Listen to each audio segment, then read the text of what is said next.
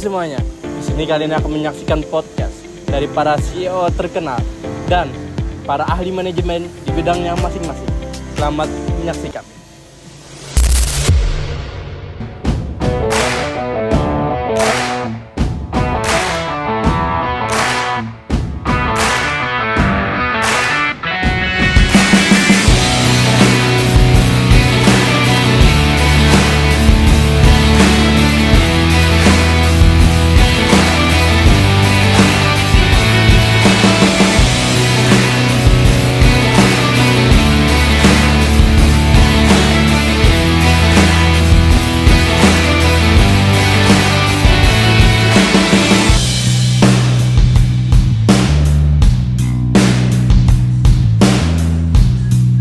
Oke guys, kali ini kami akan mengadakan podcast tentang Digital Banking Revolution Transformasi Bank BUMN.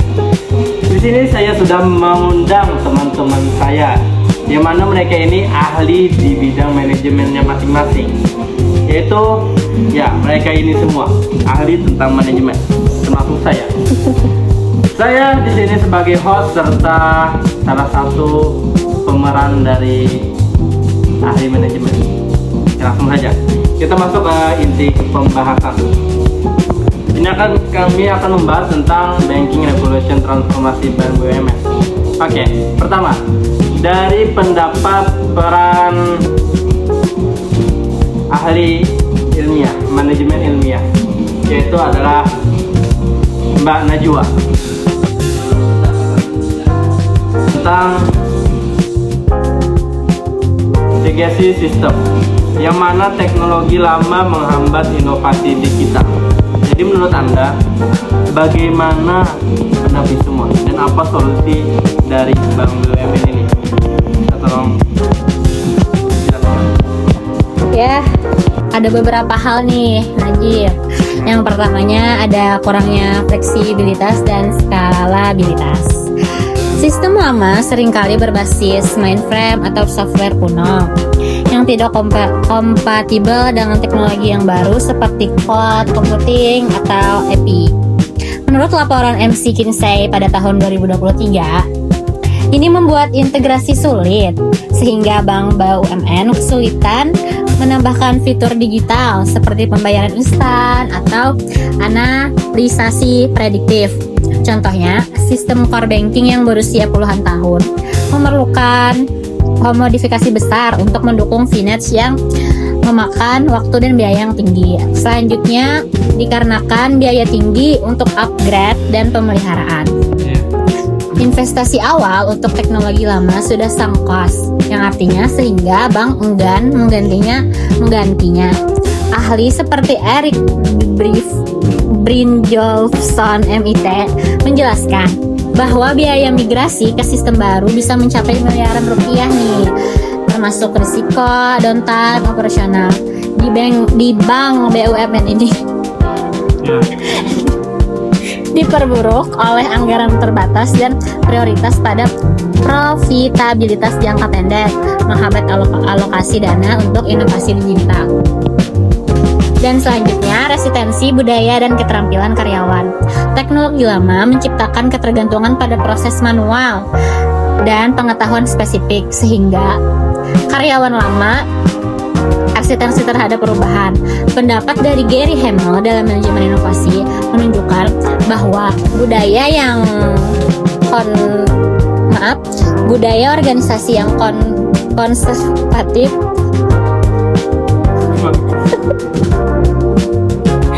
maaf saya gugup. Saya baru saya pertama kali diwawancara, jadi saya gugup ini perdana. Kawan kuasa. Iya, maaf ya, lanjut ya. Ya, Pak. Ya. Kan kita di sini cuma fleksibel aja. Iya. Nggak terlalu ya biasa aja. Jangan terlalu tegang. Saya gugup, maaf ya teman-teman sekalian. Sampai mana tadi? bahwa budaya organisasi yang konservatif di Bank BUMN seringkali melihat teknologi baru sebagai ancaman, bukan peluang.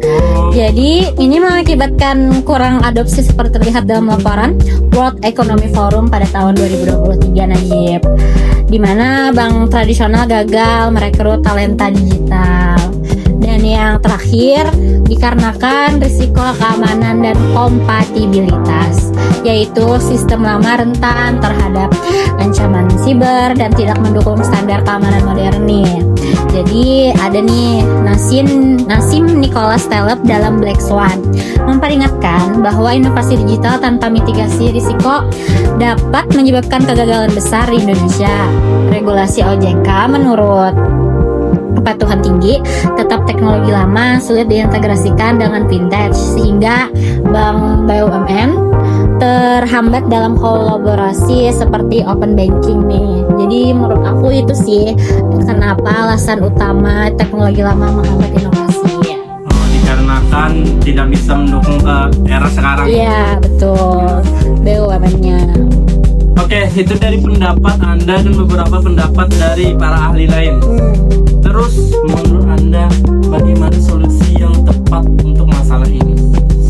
Menurut saya untuk mengatasi hambatan ini, yang pertama kita perlu adopsi hybrid approach. Oh, apa itu? Yaitu mulai dengan integrasi bertahap, seperti menggunakan API untuk menghubungkan sistem lama dengan vintage. Dan yang kedua, investasi dalam pelatihan dan talenta, yaitu dengan latihan karyawan untuk teknologi baru dan rekrut ahli digital sesuai saran BCG. Dan yang terakhir, kolaborasi eksternal, yaitu dengan bermitra dengan vendor teknologi atau vintage untuk akselerasi, seperti yang dilakukan Bank Mandiri dan dengan Mandiri Digital. Menurut saya itu beberapa untuk mengatasi hambatan tersebut. Oke, bagus sekali. Sekarang kita masuk ke masalah utama lainnya lagi. Sini kita akan masuk tentang Pak, saya ingin menambahkan sedikit tentang yang apa yang dijelaskan oleh teman ini awal. Oke. Untuk apa tadi digitalisasi proses kan? Iya. Nah, saya ini ada usulan nih atau masukan dari teman-teman yang lain juga. Bagaimana agar BUMN itu otomasikan proses keuangannya, Iya, seperti betul. kayak aplikasi Dana untuk dipermudah bagi orang-orang. Bagus dia. Iya. Itu ya nggak teman? Ya betul sekali Faisal. Oke, itu tadi Pak sanggahan dari saya tentang yang apa. berarti agar bisa bersaing dengan Iya. bank digital lainnya. Betul. Nah, kita masuk lagi ke masalah yang utama lainnya, yaitu kultur resilience.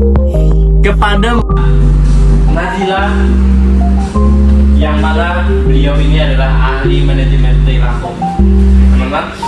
Oke, kepada Mbak Najila, saya akan melontarkan tentang masalahnya, yaitu karyawan senior para bank BUMN sulit beradaptasi dengan digital mindset. Jadi mereka itu ya lebih berpikiran tentang digital dulu loh, yang istilahnya apa itu, kudet ya.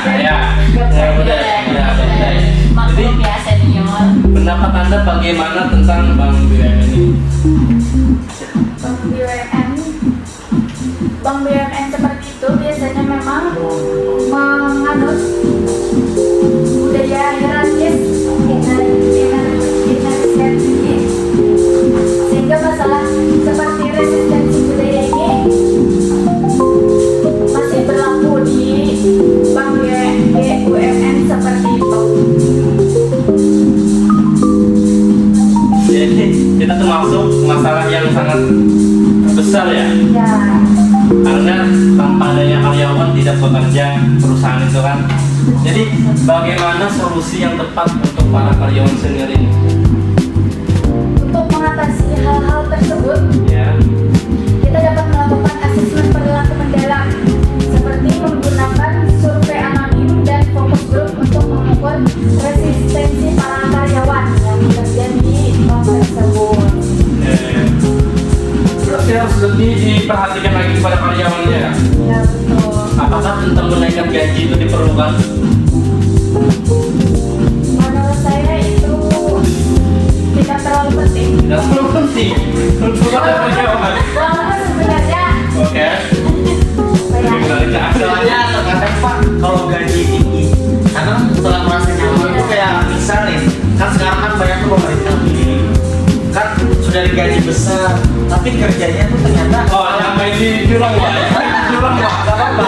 Di jurang Pak. Nggak apa-apa. Kalau udah diberikan tempat kedudukan yang nyaman dengan gaji yang nyaman itu kan kadang orang tuh kan Pak, udah pas aja nih nggak mau berkembang lagi. Tapi kan dengan gaji yang besar itu bisa membuat semangat para karyawan menjadi wah ini Tapi soalnya Indonesia itu nggak kayak gitu Pak, soalnya Indonesia tuh. kenapa kayak gitu kenapa? Karena kebanyakan dari Indonesia Pak, orang ketika udah merasa nyaman dah, enak kayak gini aja dah, jangan diganti lagi sistemnya. Nah, pemikiran kayak gitu, nah harus dibuang oleh kebanyakan BUMN. Bisa tuh lanjut mana jelas ya. kepada setiap karyawan kita analisis dulu bagaimana setiap karyawannya tersebut agar kita bisa sama-sama berkembang bagi setiap karyawan yang bekerja di situ.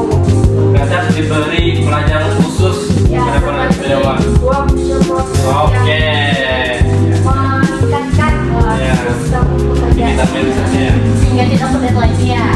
Atau enggak kayak gini Pak, kalau mereka nggak mau ikutin aturan yang telah kita imbau ini Pak, ganti aja orangnya.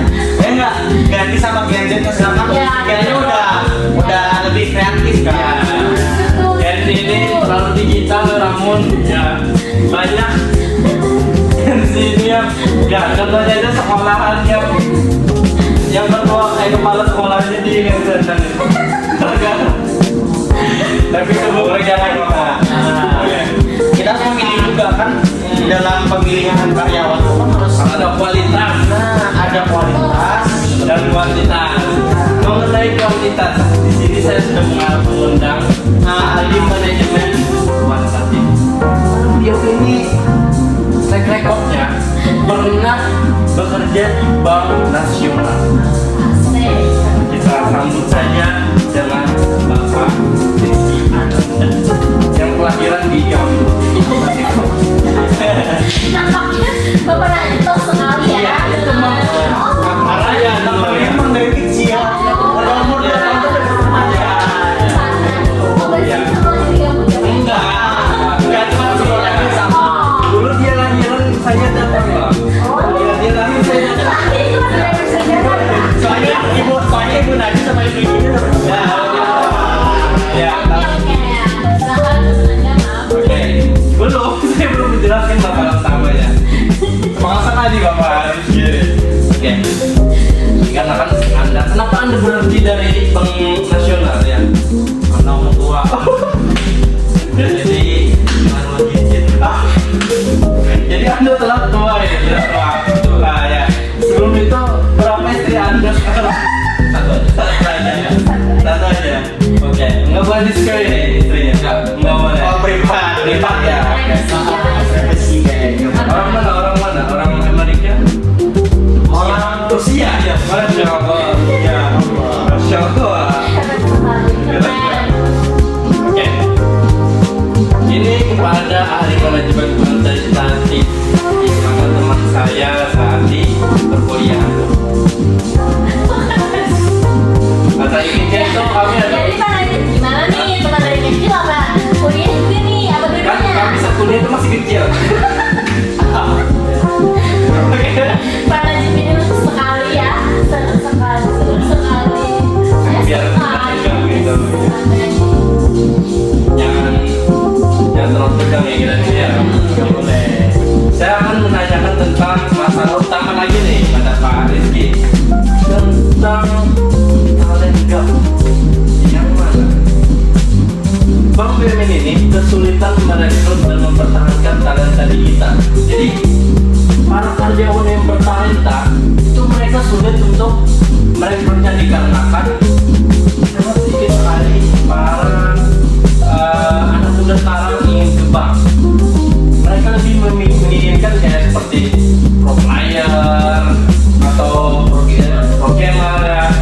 Jadi apalagi itu Mau yang instan. ya mau yang instan yang mana mereka ingin pekerjaan mudah namun gaji besar. Oke. Bagaimana menurut Anda tentang para karyawan yang sulit didapatkan di Bank BUMN? Menurut pendapat Anda? Bisa jelaskan? Santai aja, Pak. Santai aja. Ya. Jadi analisis dan produktivitas. Yang pertama, mengukur produktivitas pegawai dan aktivitas. Ya, efisiensi ya Pak. Iya, Pak lo Pak nggak bisa bahasa Indonesia Pak. Jadi ya di Rusia ya. Di Tiktok gitu maksudnya. Saya paham. Saya dulu pernah ke Rusia. Saya sampai nggak bisa ngomong bahasa Indonesia 5 tahun Pak. Lama sekali ya kan? Ya. Yang pertama, menurut mengukur produktivitas pegawai dan efisiensi. Iya, masuk pulang ke Indonesia. Pulang. Iya ya, nggak apa-apa kan Anda santai Iya, aja. iya. Paling paham aja nggak apa-apa. Ya, dari Rusia ya. Dari Anda di Rusia kan? Di Arab, di Arab ya. Oh, kerja di Arab. TKW ya Pak? Ya, tahu. Pak, apa karena itu loh pensiun dari BR? Betul. Oh. Emang berapa gaji Anda di Mungkin karena di bank BUMN kurang mencukupi ya buat kehidupan sehari-hari. Anda masuk Bank BUMN ya? Ya. Dari Bank Nasional ke BUMN. Ya. Menurun sekali. Ya. Nanti. Anda dicopok inti pembahasan. Oke. Bagaimana menurut Anda? Yang pertama, Iya. mengukur produktivitas pegawai dan efisiensi operasional menggunakan data kerja. Yang kedua, membandingkan kinerja antar unit kerja dengan analisis regresi atau analisis. Oke. Perbandingan benchmarking. Yang ketiga, menentukan area mana yang perlu otomatisasi teknologi berdasarkan data biaya atau output. Contoh, BUMN korporasi bisa menganalisis data keterlambatan, suntik, bakar, dan kepuasan pelanggan untuk menentukan teknologi digital apa yang paling efektif diterapkan. Yang kedua, memberikan keputusan berbasis data. Yang pertama, memverifikasi dan pasar menggunakan analisis risk. Yang kedua, mengukur risiko investasi teknologi dengan model statistik atau simulasi konten. Oke. Yang ketiga, menilai return on investment ROI dari teknologi lalu seperti AI, OT atau kita payment. Oke. Yang ketiga, Saya lagi ke Pak. dan Oh. transaksi digital dan data analisis. Jadi yang pertama mengubah data besar, big data menjadi bisnis. Yang kedua, menilai efektivitas transformasi digital melalui indikator output seperti pembayaran, biaya personal, dan tingkat kepuasan pelanggan. Dan terakhir, tantangan. Yang pertama, uangnya SDM yang paham analisis data. Yang kedua, budaya kerja birokratis yang lambat dalam mengadopsi sistem berbagai teknologi. Yang ketiga, keterbatasan infrastruktur digital di beberapa sektor. Jadi, Itu aja. ya, Masya Allah. Sangat banyak ya ilmu yang bisa kita dapatin dari Bapak Rizky ini. Terus solusi dari semua apa, kita harus tetap merekrut para karyawan yang kurang SDM-nya atau apa kita harus menggantikannya dengan teknologi sekarang, gimana mengambil lagi karyawan, karena kan tanpa karyawan tidak mungkin suatu perusahaan bisa bekerja dengan baik. Karena saya itu baiknya ya saya karyawan, menambah karyawan, tetap menambah karyawan. Kenapa tidak dengan AI aja? Iya. Karena kan sekarang kita udah di zaman dengan era dimana seluruh semua itu bisa dikontrol melalui AI. Melalui digital. Kan kita bahas nih, kita membahas itu bagaimana agar efisiensi waktu dan juga efisiensinya kan tentang karyawan. Ya, karyawan. Jadi apa solusinya baik? Jadi yang pertama meningkatkan okupasi SDM sumber daya manusia. Oh, berarti kita meningkatkan seperti yang dikatakan Najila tadi ya, harus meningkatkan kualitas, yang mana banyak melakukan workshop gitu. Terus yang kedua mengembangkan sistem digital dan big data. Mengembangkan sistem digital dan big data. Oke. Selanjutnya yang ketiga mendorong budaya data institusi teknik. Oke, bagus sekali. Ini ilmu mahal ya. Yang keempat kolaborasi dengan pihak swasta dan bentuk teknologi. Oh, jadi kita kolaborasi juga ya. Ya, untuk dana juga ya. Ya. Yang terakhir modernisasi infrastruktur teknologi. Oke, ada teknologi yang bisa meningkatkan KPM ini. Oke, tentang masalah yang keempat. Jadi kita akan memintakan kepada Faizal, yang mana beliau ini adalah seorang atlet internasional FBA. Dulunya internasional FBA dari Amerika Serikat. Masih boleh sebenarnya. Tapi ini dulu. Sekarang beliau Padahal mantan FBA ya. Beliau pernah menangkap 700 tahanan yang kabur ya Pak, dengan satu kain pancing gitu Pak. Keren sekali. Iya, dia dulu terkejut sama teman saya gitu ya. Oke, langsung ke materinya aja. Oke saja pokok utama. Beliau ini adalah ahli manajemen serta sistem dan kontingensi ya Pak. Oke. Ini kita masuk ke masalah utamanya untuk Mas Faizal, tuntutan profitabilitas. Yang mana ini adalah stakeholder konflik. Maaf bahasa Inggris saya kurang karena saya dari Cina, Amerika, dari Cina dan Rusia gitu. Kalau di Cina itu bahasanya apa? Bahasa itu Mandarin. Oh, Mandarin. Saya sedikit bisa. Gak usah dipraktekan ya. Saya malu. Ya sudah. Lanjut ke Faisal. Ya, bagaimana pendapat Anda tentang Saya ini sebenarnya nggak masuk saja dulu. Kita masuk ke pembahasan yang semuanya tuh padat, jelas, singkat, dan bisa dipahami oleh semua orang. Nah, jadi di sini nih, inovasi internal yang sering terlambat. Itu kan masalah utama BUMN nih, ya nggak?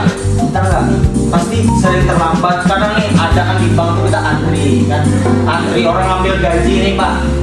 Ngambil gaji, terusnya kan antri lama tuh, apalagi kalau karyawan. Nah, saya gajian tuh langsung ngambil gaji kan, antri lama. Nah, disitu inovasi itu sangat lambat gitu. Jadi kita bisa memakai yang namanya berkolaborasi riset atau inkubasi bersama universitas atau startup yang telah jelaskan Pak. Oh iya. Guna mempercepat Peningkatan. pelayanan tadi. Oh, pelayanan peningkatan gitu ya. Ya. Kan sekarang tuh kan udah banyak nih teknologi baru seperti kayak misalnya dana, melalui dana atau OVO dan bank-bank lainnya yang digital sekarang kan Dimudahkan ya Pak, memudahkan orang menarik uang gitu. Terus tuh bagaimana sih kita tuh Bank BUMN ini bisa berkembang ke depannya Ya. agar tidak stuck di situ Iya. saja. Tidak ketinggalan gitu ya Pak. Nah Pak, saya ada usulan nih dengan teman-teman juga nih, bagaimana agar kita tuh bank kita ini bisa berkembang lebih ke depannya. kita harus yang pertama kita ubah layanannya dulu, layanan publik menjadi digital platform. Betul, itu sih yang sangat penting. Dari logistiknya, health-nya, terus travel dan macam-macam itu harus diganti menjadi platform digital. Makanya sekarang kan Bank BRI juga ada digitalnya tuh, BRI Mo, terus tuh BSI, Bank Syariah ada juga platformnya kan sekarang. Ya BCA salah satunya. Untuk mempermudah konsumen. Bahkan sekarang Bank Mandiri bisa tarik tunai tanpa kartu. Bahkan Bank Mandiri saja udah mandiri sekarang. Iya benar. Sangat mandiri kayaknya. Iya benar. Mandirinya tanpa kartu pun Iya. bisa. Oh iya. Dan terakhir nih, sebenarnya ini paling penting sih. Kan pernah kan dulu BSI itu kebobolan. Sama hacker, ya enggak? Nah, Itu Bapak pernah mendapatkannya? enggak, soalnya tabungan saya hilang, Pak. Ya, Anda kan FBI menangkap itu hackernya atau enggak? nah, kalau hacker itu enggak ketemu siapa Nggak ketemu. Aduh. Jadi yang paling penting di sini tuh keamanan dari bank tersebut agar tidak mudah dibobol oleh hacker-hacker yang telah ada ataupun diambil oleh negara lain gitu kan. Itu paling penting sih. Karena kan kepercayaan konsumen kan. Jadi bagi saya itulah yang paling penting tadi Pak. Sekian dari saya Pak. Oke. Sangat bermanfaat sekali ya ilmu dari Mas Faizan ini. Iya. Oke, kita masuk lagi ke materi selanjutnya yaitu tentang administrasi. Ya, host dan salah satu ahli manajemen administrasi.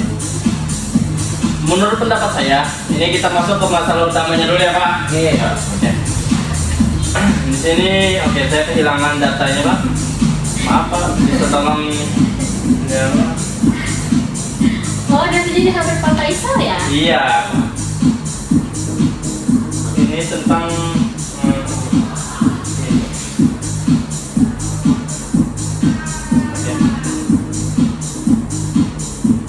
Oke, kita masuk ke masalah utama tentang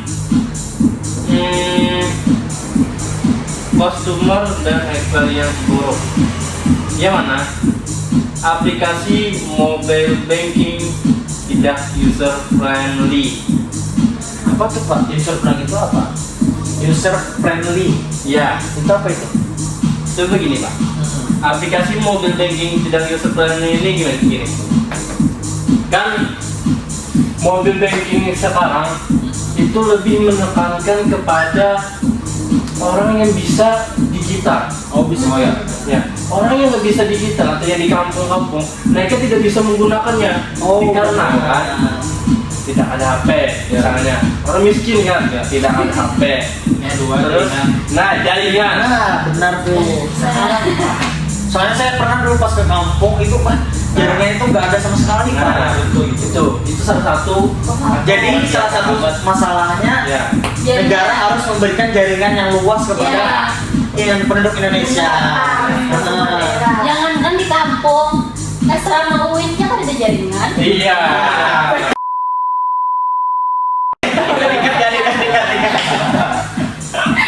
Lanjut. Bahkan alasan dari kenapa mobile banking tidak user friendly, ya dikarenakan itu tadi tidak merata itu kepada orang yang hanya bisa digital dan ekonominya mencukupi. Jadi menurut pendapat saya ini ada plus minusnya Pak. Yang mana sebagian mau kemana Bapak? Itu mana itu ya? Iya. Ada apa itu ya? Ada apa tadi? Kenapa ya? Bapak, Tiba-tiba apa ini? Bapak mau kemana? Kenapa Mas Faisal? Ya, Mas Faisal apa? Kenapa ini? Bawa ke warung janda Mas. Ya Allah. Pendapat saya itu ada plus minusnya, yang mana ini sebagian bisa memudahkan kita semua dan sebagian bisa menyulitkan, yang mana orang tidak paham dengan kita, mereka akan kesulitan ini gimana ya mau transfer, gimana ya mau narik tunai. Nah, tapi ini sebagian memudahkan kita untuk wah aku mau ngirim uang nih ke sini. Nah, ketinggal mana nomor rekening kamu? Nah, gitu kan. Enggak gitu aja. Harus ke bank. Nah, tidak perlu harus ke bank. Ini sebagian friendly, sebagian tidak. Ada plus minusnya. Dan menurut saya ini bagus. Ya, bagus karena memudahkan kita semua. Jadi solusinya, menurut saya ini diperlukan di kampung-kampung ini ya, diperlukan yang namanya pembelajaran. Ya, untuk para orang kampung bagaimana cara menggunakan dan cara melakukan kegiatan di mobil banking. Betul. Ya. Terus caranya yang kedua adalah dengan cara meningkatkan efisiensi, yang mana kan di kampung ini sulit untuk menemukan ATM. Iya. Nah, Iya betul sekali. ya kan sangat sulit ya. Jadi kita harus ya seperti melakukan dengan cara agen drilling, yang mana para warung-warung itu disediakan tempat untuk tarik tunai, tempat agar memudahkan orang-orang di sana. Oh, jadi solusi itu ditaruh di setiap orang kampung itu ada buat penarikan uang Ya, namun nggak perlu jaraknya jauh, nggak setiap orang, tapi ada jarak tapi yang ada gitu setiap kampung harus ada satu. Nah itu negara apa masyarakat sendiri harus menyediakan sih Pak? Itu dikarenakan ini terkait dengan Bank BUMN, maka yang harus menyediakan itu adalah Bank Harusnya BUMN. negara kan? Negara sih Pak. Iya, karena kan Bank BUMN. Iya, Tapi Tapi sumbernya negara. tapi faktanya sekarang tuh Pak malah masyarakat sendiri yang Mas Faisal dari tadi nyindir pemerintah terus nih. Iya, dan kembali juga Pak. Ngomongin bilang nih Mas. Dikarenakan gaji saya juga dari situ Pak. Oke. Sepertinya Mas Faisal ada dendam pribadi Iya. kepada pemerintah nih. Enggak, ini dilihat aja kita Nah, kita harus lihat aja. Ya, Biasa aja. gimana masyarakat kita sekarang, Betul. terus bagaimana pemerintahan kita sekarang. Mungkin ada yang mendukung, mungkin ada yang Enggak. Tidak merata ya. tidak merata, karena nggak mungkin dalam satu pemerintahan akan semuanya mendukung, pasti ada pro dan kontra. Iya. Ya, betul. Oke, dari masalah kita semua ini, apakah ada solusi yang paling efektif untuk Bank BUMN bisa naik dan menyaingi dengan bank digital lainnya? Nah, saya ada rangkumannya nih Pak, ringkasan Oke. strategi Bagus sekali. atau prioritas kita nih untuk 2025 ke 2026 untuk lebih bagus lagi BUMN nih. Jadi yang pertama, yang paling penting yaitu digitalisasi. Nah, digitalisasi itu menjadi inisiatif utama kita Ya.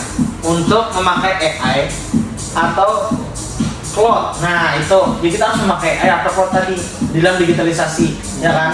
Terus dampaknya, maka kita akan mendapatkan efisiensi waktu dan akurasi tinggi dalam hal BUMN.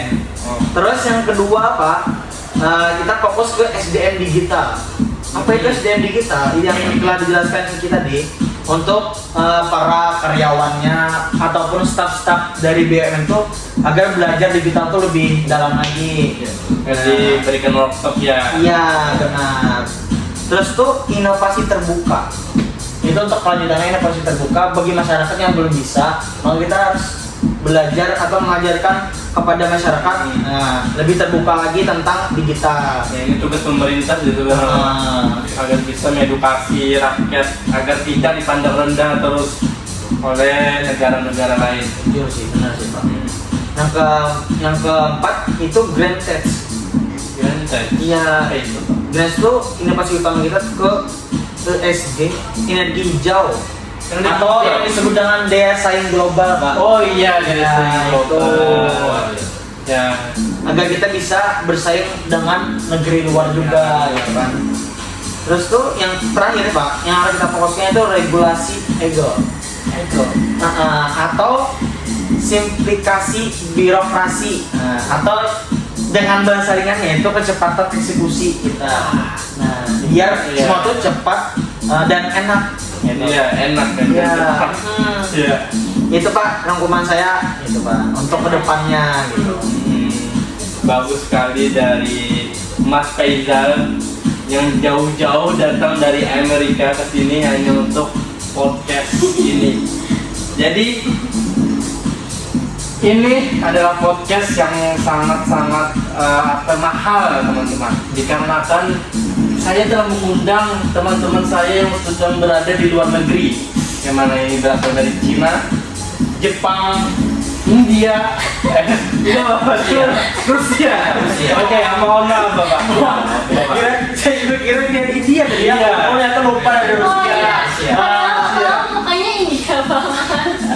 Enggak. Iya. Ini nggak boleh kayak gini ya. Ada Rusia. Oke, ya betul. Rusia. Pak, ngomong-ngomong Bapak dari Rusia kan, apakah perang telah berhenti di Rusia? Belum Pak. Belum ya. Belum. Bapak tadi pertama kali jadi belum Pak. Iya. Moskow.